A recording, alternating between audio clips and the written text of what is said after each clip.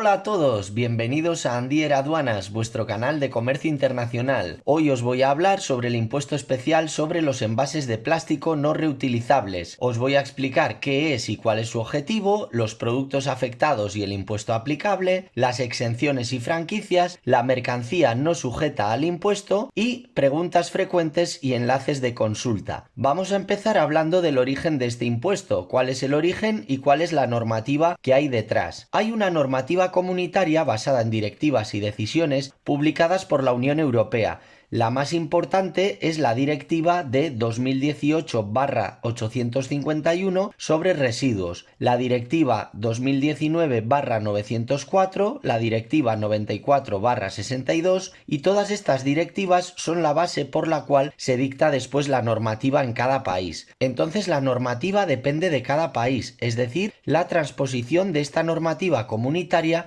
a cada Estado miembro depende de cada país. Por ejemplo, en otros países como Italia pospuso la puesta en marcha de esta normativa hasta este año 2024, mientras que Alemania decidió aplicar este impuesto de una manera diferente. Lo decidió aplicar antes a través de un registro específico para este impuesto y luego serán los importadores a través de este registro quienes liquidarán el impuesto correspondiente. En España, en el mes de abril del 2023, se aprobó la ley en el Congreso y es la ley sobre residuos y suelos contaminados con una economía circular, y esta ley incorpora el impuesto sobre envases de plástico que tiene como finalidad reducir la generación de residuos y mejorar la gestión de aquellos que no se pueden evitar, fomentando el reciclado y la circularidad de este material. ¿Qué productos están sujetos a este impuesto? Por un lado están sujetos los envases no reutilizables que contengan plásticos, los productos plásticos semielaborados destinados a la obtención de plásticos y los productos que contengan plástico destinados a permitir el cierre, la comercialización o la presentación de envases no reutilizables. Aquí tenéis un pequeño resumen de los productos afectados por este impuesto. Como veis, son los vasos, tapas y tapones, las pajitas, los platos y cubiertos, los envases y recipientes de un solo uso, las toallitas de usar y tirar, los bastoncillos desechables, los accesorios de plástico para tabaco, los globos y sus soportes, las compresas y tampones higiénicos, láminas de termoplástico y los recipientes de poliestireno. ¿Cuál es el impuesto? La ley ha establecido que el tipo impositivo para este impuesto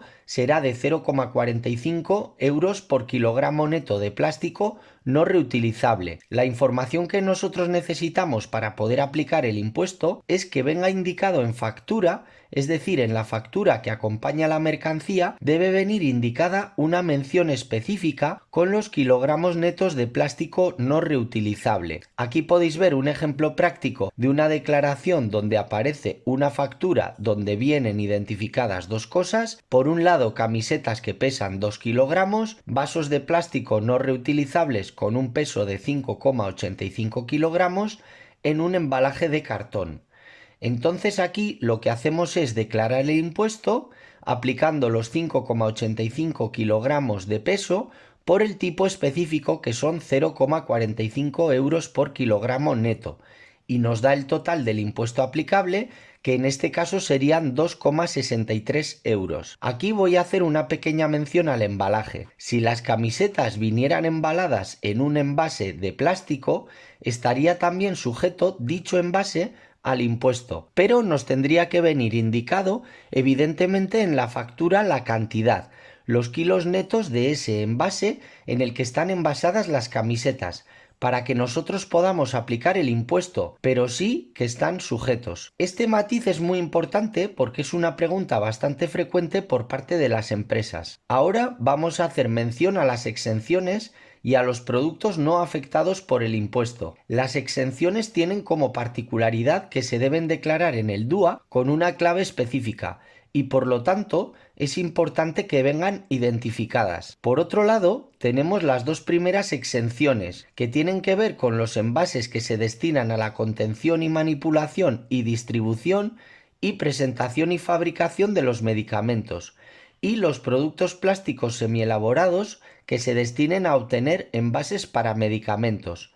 La efectividad de esta exención, eso sí, estará condicionada a que el importador nos facilite una carta de uso y destino de esta mercancía y si no, nosotros no podemos aplicar la exención. Luego, en tercer lugar, están los rollos de plástico y los productos para uso agrícola, que son los rollos de plástico para ensilar de uso agrícola. En cuarto lugar estarían los envases en cantidades inferiores a 5 kilogramos al mes.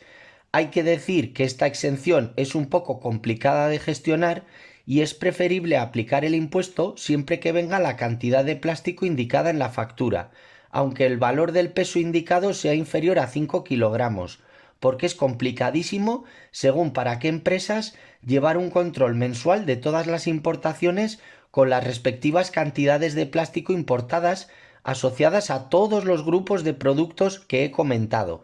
Por lo tanto, es muy complicado para las empresas llevar un control específico y, por tanto, si por ejemplo vino una mercancía declarada con 1 kilogramo, nosotros lo declararemos en el DUA de importación con su clave correspondiente y sujeto al impuesto, para así evitar cometer errores. En último lugar estarían los productos semielaborados que no se destinen para fabricar envases de un solo uso. Para terminar, vamos a hablar de la mercancía no sujeta al impuesto.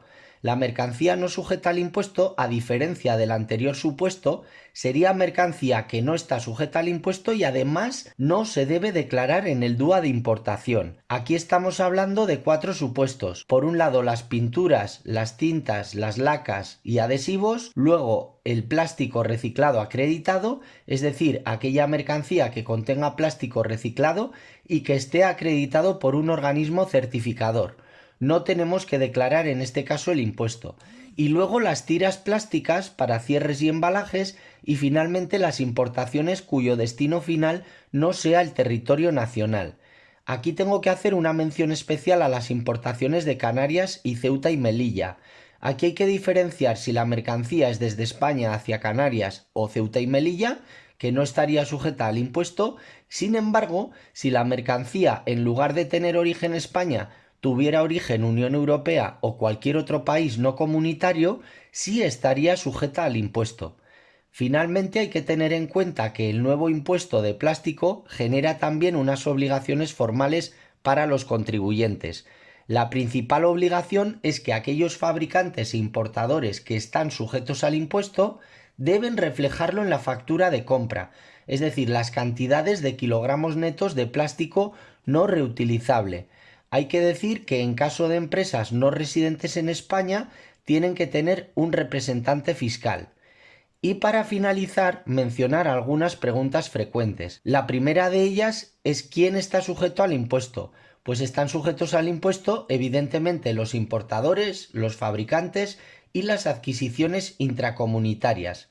Como os comentaba, en Alemania la obligación es de inscribirse en un registro específico y aquí en España no se ha especificado esa opción porque se liquidan en el momento de la importación. Por tanto, aquí en España no es necesario inscribirse.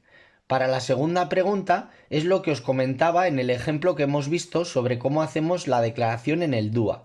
Aquí se aplica el impuesto tanto a los envases vacíos como a aquellos productos envasados, es decir, cualquier material, ropa por ejemplo, que venga envasada en una bolsa de plástico no reutilizable o de un solo uso, también tiene que tributar en el impuesto. Y luego a la pregunta de si este impuesto sobre el plástico forma parte de la base imponible del IVA, la respuesta es que sí, como sucede con el arancel o los impuestos especiales. A la derecha os facilito unos enlaces que yo creo que son muy útiles porque contienen información complementaria acerca del impuesto y preguntas frecuentes también, sobre todo en los enlaces de las páginas de la agencia tributaria. Esto ha sido todo por hoy. Recuerda que puedes comentar los vídeos, hacer like, compartirlos, suscribirte al canal. Gracias como siempre por estar ahí y nos vemos en el próximo vídeo.